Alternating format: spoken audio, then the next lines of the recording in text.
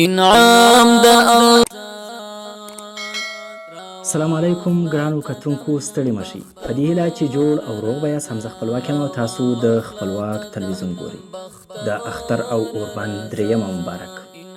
جاوید فیصل وایي د طالبانو 900 بندیان به هم نن خوشي شي. د کابل ادارې د ملي امنیت شورا ویان جاوید فیصل وایي حکومت به نن د سولې هڅو او بین الاقوامي خبرو د چټک پیل لپاره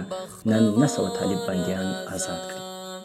د افغانستان اسلامي جمهوریت دولت به د سولې تلاشونو د بریا د اوربند د دوام او د مخامخ خبرو د چټک پیل لپاره نن نږدې 900 طالب زندانیان آزاد کړي.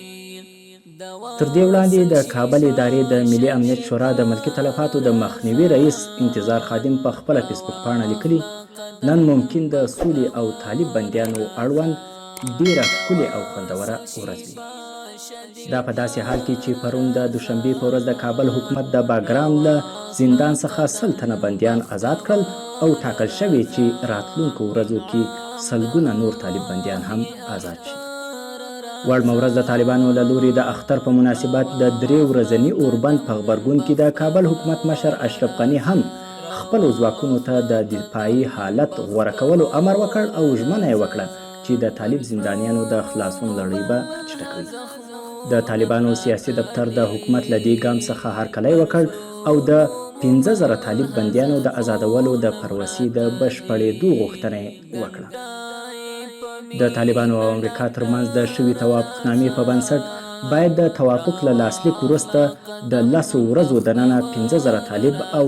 1000 تنه حکومتي زندانیان خلاص شوي وای، خو د حکومت له لوري په دې برخه کې د یو شمیر ستونزو ایجادولو له امله یا د پروسه نه خو په اصلي بڼه پیل شوه او نه هم تکمیل شوه، چې له امله بین الاقوامي مذاکرات او د سولې پروسه هم د جدي ننګونو سره مخ شوه. حکومت ادعا درلوده چې طالبان د 1000 تنو زندانیانو په اړه معلومات نه لري، خو طالبانو ویل حکومت له داعش سره په جګړه کې د وژل شویو او مفقود الاثر عسکرو لیست ورسپارلی او اوس یې له دوی څخه د بندیانو په لیست کې غواړي. یاد دې وي چې د طالبانو له لوري د اختر 3 ورځې اوربند اعلان د بېلابېلو سیاسي جهتونو له تاوده هرکلي سره مخ شو او هیله وښودل شوه چې حکومت به د دې ګام په غبرګون کې د طالب بندیانو د خلاصون لړۍ بیا ځلې پیل او چټکه